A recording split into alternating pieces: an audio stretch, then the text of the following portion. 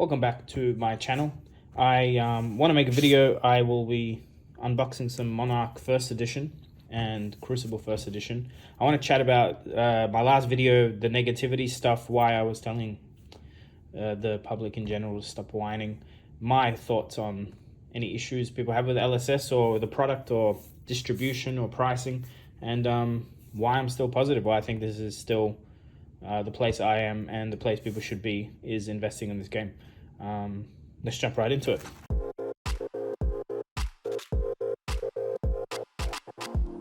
So there's a common theme with a lot of comments in our little community, and when I say common, it's the voices that you hear. I don't think it's a common opinion. I think it's just some of the louder voices sometimes, or what you see or hear, and I want to address it. Some of it is, for instance, there's a Facebook post at the moment with quite a lot of engagement. 3, 4, 5, 6, 7, 8, 9, 10, 11 comments. Welcome back to Monarch First Edition. So here's what I think. This particular Facebook post says something along the lines of, why did LSS bother to print Tales Unlimited? Of course they printed Tales Unlimited. I think there's a misconception on how long it takes to print a product like this and pack it and sort it and QA check it. It's crazy to me to think that people actually believe that. Oh, nourishing emptiness.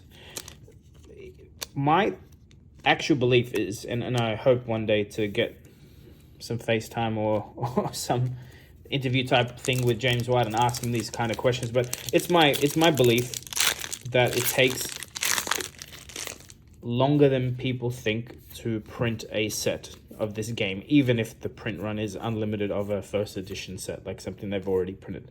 And what I mean by that is, I'm pretty sure by the time you see first edition, like you've got it in your hands, I believe that the unlimited is already printed or being printed. Like those decisions, I think, get made months and months and months before you ever see the product. I don't think there's a lot of leeway where they can look at the sales of first edition and then decide on how much unlimited to print. I don't think there's that much of a gap between those two decisions. Did we miss a foil here? No, that is a foil. Wow, that's subtle. Here's what I'm trying to say. I believe that this is the best card game out there. And I don't believe that because I'm some sort of expert. I'm clearly not. I just think based on the community's reactions, people that have played Magic for years, that play Flesh and Blood, is that the game is well balanced, has a lot of depth, even though it's easy to pick up and play and learn. The art, the sets, the heroes, the lore, it's all very, very cool. I also think that the minds behind a game like this, let's say that there's some of the best game design minds working on a card game right now in our generation, are very likely not. Luminaris. Wish it was cold foil, but we'll take it.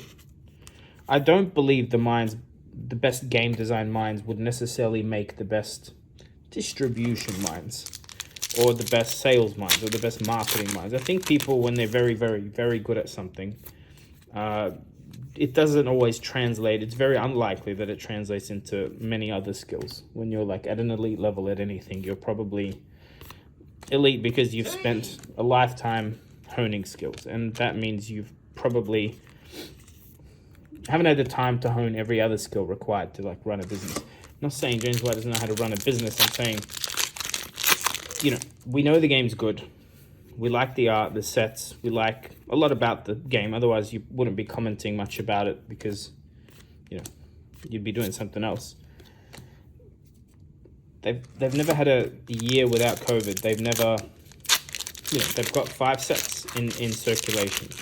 Only 1 supplementary set, which is what I'm going to refer to as like a patch or a fix set, where they get to reprint, where they get to correct some mistakes potentially, or improve or buff or nerf, etc. It's still very early days. A lot of the commentary about it, or people's opinions in the negative of like what LSS should do or shouldn't do, everyone has them. Everyone that plays the game has them. I have my opinions about first edition and cold foils and the value of things, but like at the end of the day, it's too early to tell. And the ripple effects of things that you might be commenting on, thinking that should have been acted on in the next set, they may not have had time. Like, you don't know what the print runs are of Monarch onwards. No one does. You don't know how much Tales of Aria they printed. We're all assuming. People comment and assume, and it's this many, and I reckon they overprinted. Like, so much speculation and conjecture and inflammatory positions or comments or opinions. Here's my thought process. We know it takes 3 to 6 months for them to release a set, right? 5 sets, I can't do the maths, but another foil majestic. It's 5 sets in 2 years. It's 8 quarters, right? Anyway, you do the maths. I'm terrible at it. I'm just saying. It's very, very, very much too early to have a strong opinion on how the game is going, how the meta's going, how the market's going. It's too early. Everything you've seen is short-term, is what I'm trying to say. You've seen short-term jumps and drops in pricing. You've seen short-term stock issues. You've seen short-term balance issues.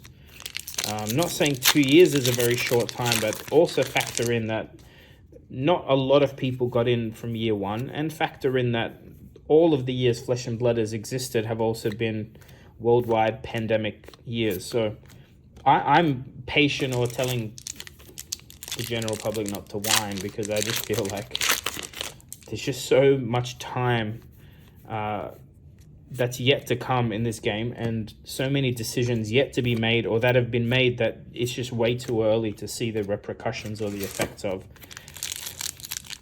I'm trying to be vague in the sense of not specific examples, because I don't think everyone watching has a specific opinion about a specific example, or I also am not in any way trying to pick on anyone specific or trash anyone specific or point my opinion at anyone specific. If I want to tell you my opinion specifically to you as a person, I would contact you specifically and say, hey,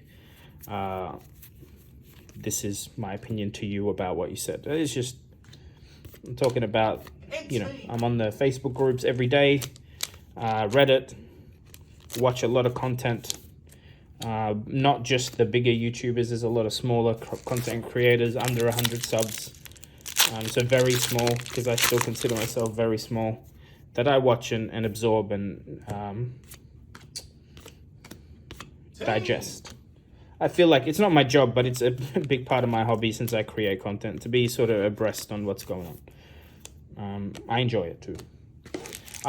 Something specific that I did learn or find out more about is a lot of this distribution issue stuff, and a lot of it is US based, although there's also a lot of noise from other, people in Sweden can't get their hands on stock because the game's not out there. There's people in Mexico can't get stock because the game's not out there, that want to, I'm saying.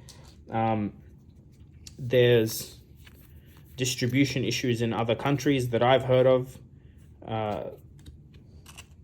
In Australia, I don't think we have any sort of huge problem. And by the way, for people thinking that it's because we're closer to the source, please remember that, I don't know why I sleeved the foil seeds. Keep in mind, the game doesn't come from New Zealand, like print-wise, so it's really irrelevant that we're close. It doesn't come from New Zealand. It comes from Belgium or Japan. And, Belgium and Japan are a freaking world away compared to Australia. So just so you know. I think just here, the pricing is a bit less chaotic. Much smaller market than the US, player base wise, smaller population of a country. We're like 10% of the population of the US, but 10% spread over the same continent size. So same land mass, 10% of the. Think about that. It's a very, very different dynamic for distribution and things out here. But seems like there's like some serious distribution issues where like some stores, some bigger name brands that have, you know, signed up or ooh, time skip is cold foil. I was wondering if we were going to get a cold foil, and there we go. Monarch cold foil. Bigger players in the Flesh and Blood world that seem to get stock direct from LSS, or do get stock direct from LSS. And then there's like the game store that might have jumped onto the Flesh and Blood bandwagon a bit after release, let's say during Monarch, who have to go through distribution, especially in the US. This seems to be just a whole mess.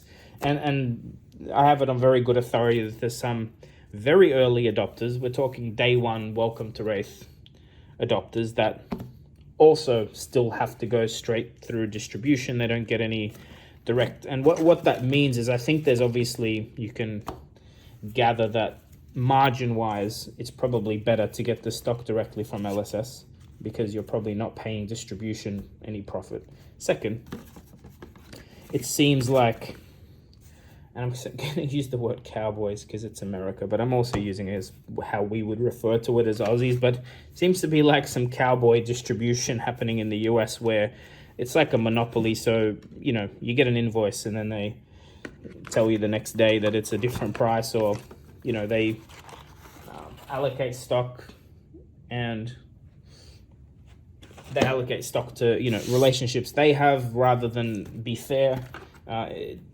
I think it's what I've heard and what I believe is true is kind of crazy. What happens with some of the distribution in the US. For me, it doesn't affect me personally, but I can see why some of that negativity comes out. If I had issues, like if I had a product I loved and supported from day one, but had major issues with getting it, or getting it at a reasonable price, or not having a contract that was fair, I would also have issues. What I have to say about that, and I might delve into that specifically at another time, maybe with some of the people that are more in the know than myself, is it doesn't affect everyone. It's still like a business. Sorry about that error noise in the background, by the way. Sometimes forget to turn off that PC and it gets stuck on. Yeah, anyway.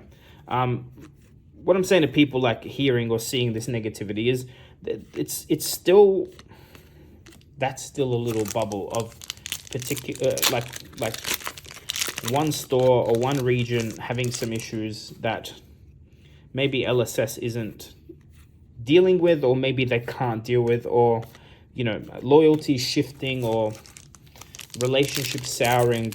I completely empathize. Like some of the stuff I've heard would be things that would, you know, very much worry me if I was a store owner, for instance. It's a cool hit. First edition foil seismic surge.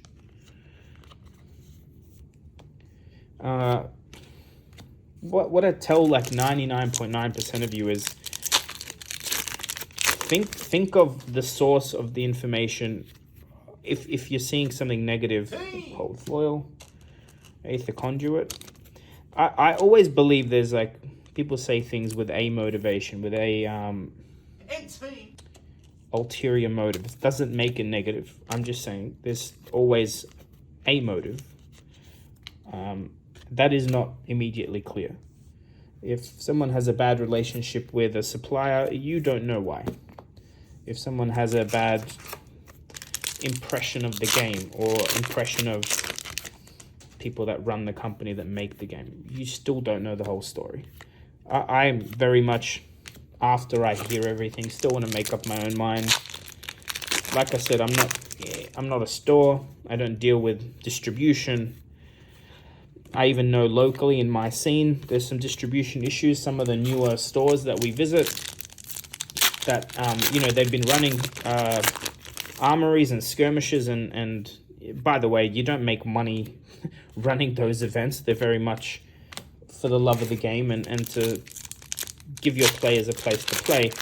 You know, they haven't made a cent off Flesh and Blood. And when they've gone to get their Everfest allocation, it's crap, it's low.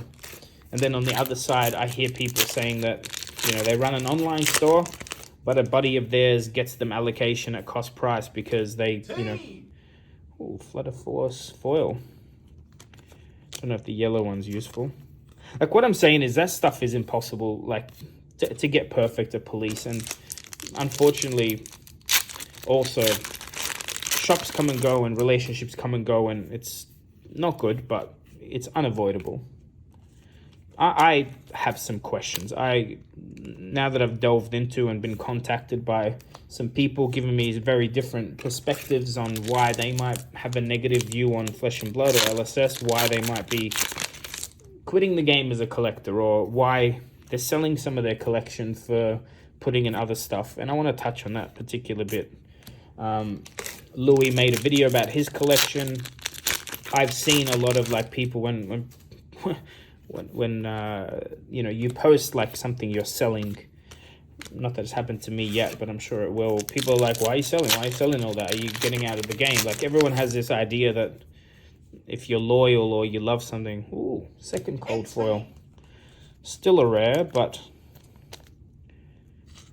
cool nonetheless. Guys,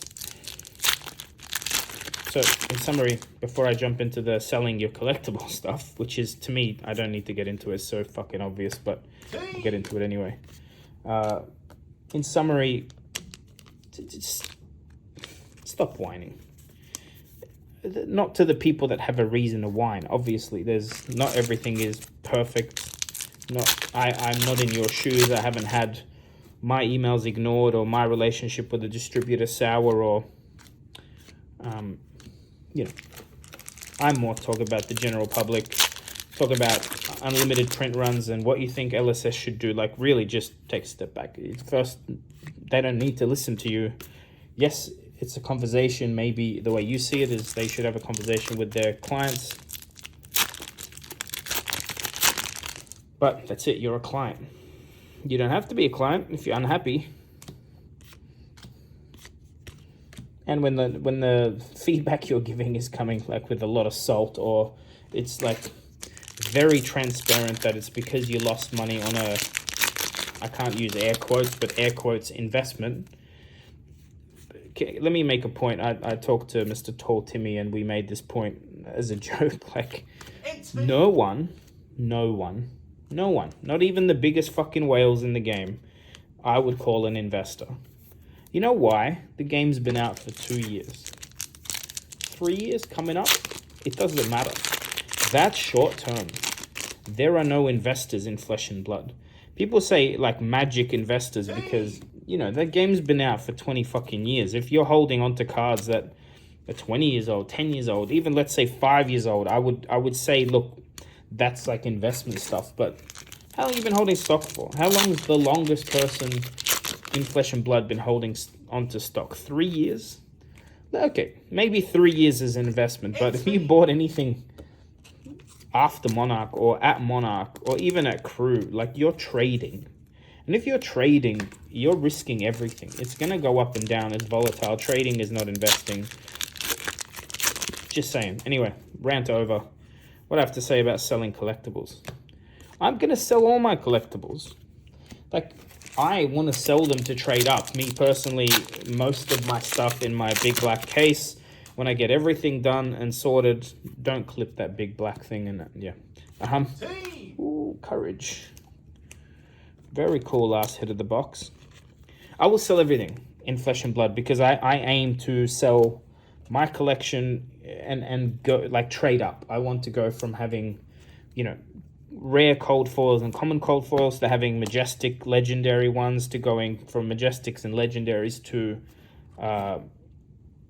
fabled first editions, and I'd love to go from that into gold foils, and I'd love to get into trying to collect some of the only, you know, 10 with subgrades, black label, Beckett stuff or PCG or whatever comes out. Like, I would much rather have my entire collection in one card and have the only one of one card of something than I would to have a huge position in and again, that's because I'm not really investing, I'm collecting, and I'd love to like have the Holy Grail or one of the Holy Grails.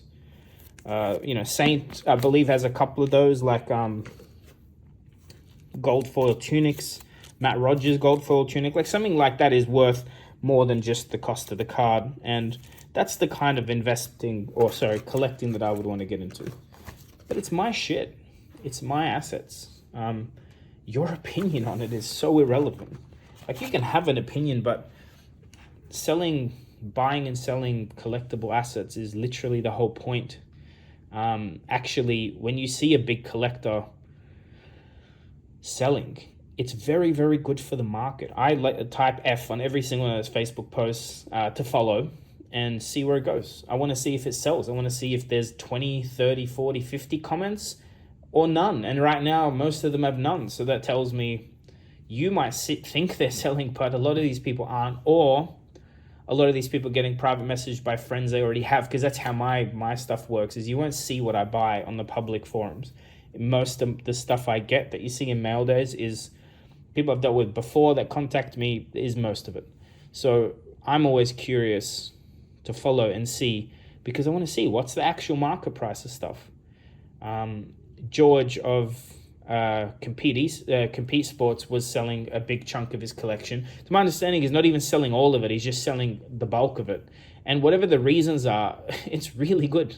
It's good to see. Let's see if those hearts can all sell. Let's see what they sell for. There's a lot of speculation. There's no way to tell what a alpha heart actually sells for without seeing proof of one sell or publicly. Like, I told him personally, put that shit on eBay. Let's see what it bids up to, from $1 to where. That's what I want to see. I want to see if the market will buy it or not. Let that happen. Let the market be liquid. You don't want the market to be everyone hodling, everyone not selling or not letting go because the pricing is low or whatever. No, you want to see sales. You want to know that the card you have, like if you want to draw in more collectors, more investors, you want to show them that when they buy a card or they open a card, they can have money in their bank account in 24 hours. That's very good for a market, including the very high end of the market. You want to know that your $50,000 card can be sold quickly. There's a demand for it. Trust me, you want that. You want shit to be for sale, and you want people to be buying it and fighting over it. Anyway, I won't let this video too long. That's my opinion. Agree or not, it's up to you. I'm going to have to add like a please like and subscribe thing in the middle of my videos, so I forget to do it. But if you're watching at the end and you haven't subscribed, subscribe, please. Talk soon.